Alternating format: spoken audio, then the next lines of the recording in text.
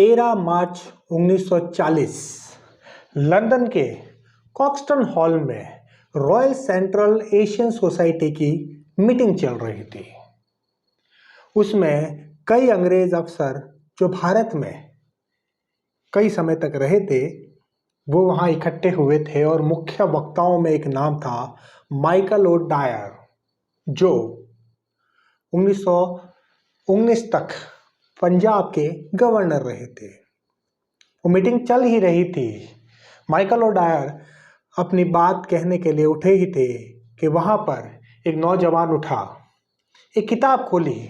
उस किताब में कटिंग की हुई थी और उस कटिंग के अंदर एक पिस्टल रखी हुई थी। उस पिस्टल को निकाला किताब में से और माइकल ओ डायर को 2 गोलियां मार दी। उसे तुरंत गिरफ्तार कर लिया गया। उसके पास से बहुत सारे पासपोर्ट जब्त किए गए जिसमें उसके अलग अलग नाम थे, लेकिन उसके हाथ पर एक नाम गुदा हुआ था, राम मोहम्मद सिंह आज़ाद। जी हाँ दोस्तों, राम मोहम्मद सिंह आज़ाद उस दिन भारत में हुए सबसे बड़े नरसंहार जलियांवाला बाग हत्याकांड का बदला ले लिया गया था और वो गोली मारने वाला था सरदार उधम सिंह। आज हम बात कर रहे हैं आज़ादी के दीवाने में उसी सरदार उधम सिंह का, जिसने आज के दिन 13 मार्च को ही लंदन जाकर उस Michael O'Dwyer, General Dyer की हत्या की थी, जिसने जलियांवाला बाग हत्याकांड का समर्थन किया था। जी हाँ दोस्तों, माइकल ओ डायर एक अलग व्यक्ति था और जलियांवाला बाग में गोली चलाने वाला एक व्यक्ति था, उसका भी नाम डायर था। नाम को लेकर बहुत सारा कंफ्यूजन हमेशा से रहा है इस कांड में। मैं अब आपको बता दूं, माइकल ओ डायर उस वक्त पंजाब के गवर्नर हुआ करते थे और जिस व्यक्ति ने वहां पर मोर्चा संभाल के निर्दोष भारतीयों के ऊपर गोलीबारी की थी उसका नाम था रेजिनाल्ड डायर। रेजिनाल्ड डायर को 1920 में इस्तीफा देना पड़ा था और 1927 में उसे लकवा हो गया था। उसके बाद उसकी मृत्यु हो गई थी।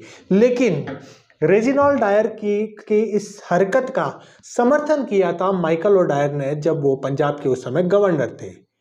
तो इनडायरेक्टली उन्होंने जलियांवाला बाग कांड के अंदर अपनी एक अप्रत्यक्ष भूमिका भी निभाई थी और इसीलिए कहा जाता है कि माइकल ओ डायर को गोली मार के सरदार उधम सिंह ने जलियांवाला बाग हत्याकांड का बदला लिया था। पहले हम आपको थोड़ा सा बता देते हैं जलियांवाला बाग हत्याकांड था क्या।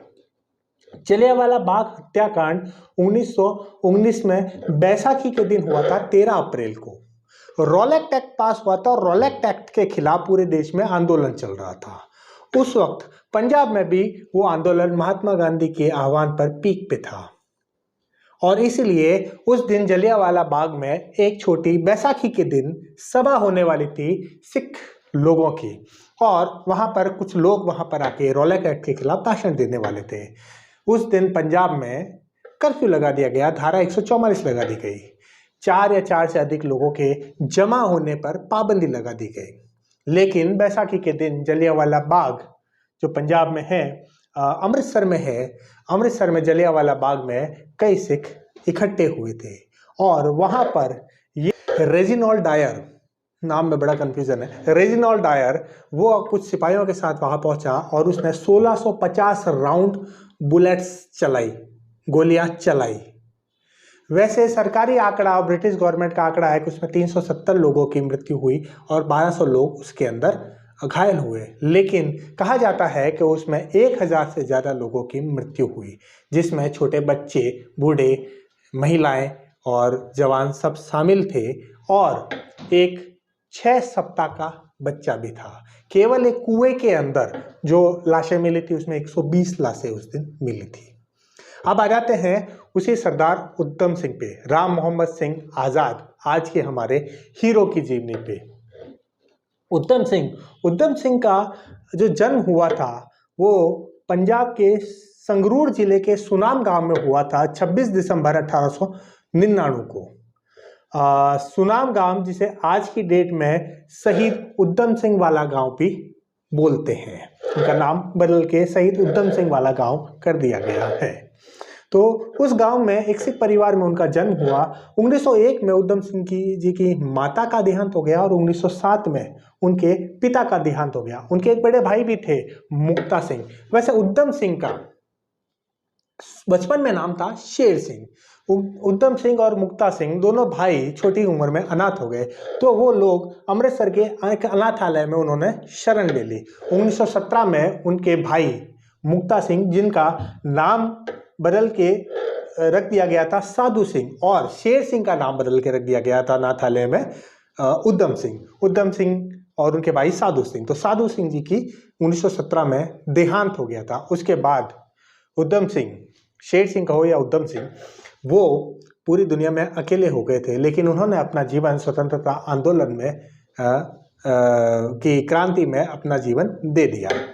उन्होंने गदर पार्टी ज्वाइन की। गदर पार्टी के बारे में हम लोगों ने आपको बताया था जब हमने आपको भगत सिंह के आदर्श, करतार सिंह सराभा की जीवनी के ऊपर जब हम लोगों ने वीडियो बनाया था, तो उनमें हमने बताया था कि करतार सिंह सराभा ने गदर पार्टी बनाई थी, और कई लोग थे, लाला हरदयाल वगैरह कई लोग थे जिन्होंने मिलकर गदर पार्टी बनाई थी। उसी पार्टी को सरदार उधम सिंह ने ज्वाइन किया और उसके तहत वो विदेश भी गए थे। विदेश में वो करीब करीब अपने जीवन में 18 कंट्री घूम चुके थे और गदर पार्टी का काम कर रहे थे। उसके लिए फंड रेजिंग करना, उसके लिए समर्थन लेना इंटरनेशनल लेवल पे, ये सारा काम उधम सिंह कर रहे थे। 1927 में भगत सिंह के कहने पर उधम सिंह वापस हिंदुस्तान आए थे, लेकिन फिर उन्हें गिरफ्तार कर लिया गया और 5 सालों के लिए उनको जेल में डाल दिया गया, जहाँ लाहौर वाली जेल में वो भगत सिंह के साथ ही थे। और उस वक्त उनका जो पासपोर्ट में नाम था वो था शेर सिंह। मैंने आपको शुरुआत में बताया था जब उधम सिंह को गिरफ्तार किया गया था लंदन में, तब उनके पास से बहुत सारे पासपोर्ट मिले थे, और उन पासपोर्ट्स में से कई नाम थे, जैसे उदय सिंह, शेर सिंह, उधम सिंह, फ्रैंक ब्राजील और राम मोहम्मद सिंह आज़ाद उनके हाथ पे गुदा हुआ था। तो बड़ा कंफ्यूजन सा था जब उनके गिरफ्तार किया गया, वास्तविक ये व्यक्ति कौन है, इसका नाम क्या है।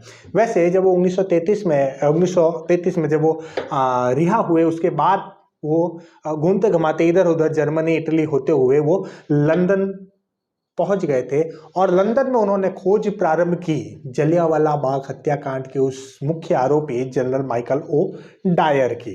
जलियांवाला बाग का जब हत्याकांड हुआ था तब उधम सिंह उसके प्रत्यक्षदर्शी थे, वो वहां मौजूद थे और वो भी उस गोलीबारी में घायल हुए थे।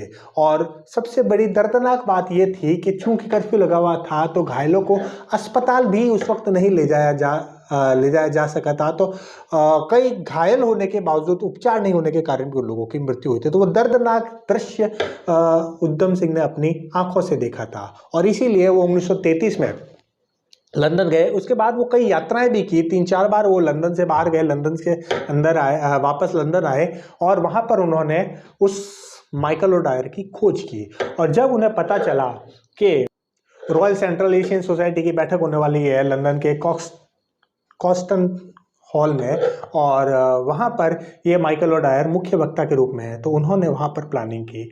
वहाँ पर उन्होंने एक रिवॉल्वर अरेंज की और 6 बुलेट्स के साथ में, और उन्होंने किताब के अंदर कटिंग करके कागज़ की उसके अंदर पिस्तौल को फिट किया, और फिर उसके साथ वो मीटिंग शुरू होने से पहले ही वहाँ जाके बैठ गए, और उन्होंने इंतज़ार किया। जब वो माइकल डायर अपना वक्तव्य देने के लिए खड़ा हुआ तो उन्होंने उनको 2 गोलियां मारी और वहीं पर उनकी मृत्यु हो गई। बहरहाल उनको गिरफ्तार करने के बाद में 31 जुलाई 1940 को इनको फांसी दे दी गई थी, और वो दूसरे ऐसे क्रांतिकारी थे जिनको लंदन में फांसी दी गई थी भारतीय स्वतंत्रता संग्राम के।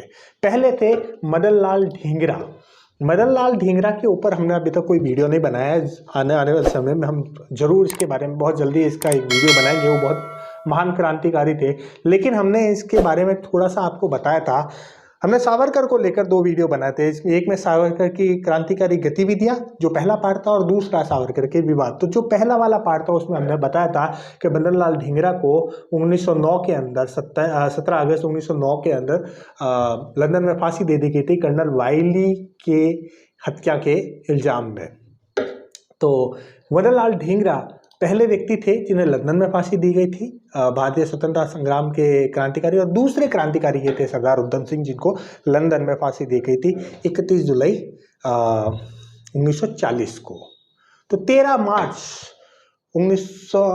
मार्च का वो दिन है जिस दिन उस नरसंहार का बदला ले लिया गया था और पूरे हिंदुस्तान के स्वतंत्रता आंदोलन की क्रांतिकारियों की गूंज लंदन तक पहुंच गई थी। आज 13 मार्च दिन है सरदार उधम सिंह की वीरता को याद करने का, उसे राम मोहम्मद सिंह आज़ाद की वीरता को याद करने का, या शेर सिंह की वीरता को याद करने का। आज उन सभी क्रांतिकारियों का हम सलामी देते हैं, सलाम करते हैं और धन्यवाद देते हैं कि उनके संघर्षों के कारण आज हम आज़ाद मुल्क की आबो हवा में सांस ले रहे हैं। जय हिंद, जय भारत।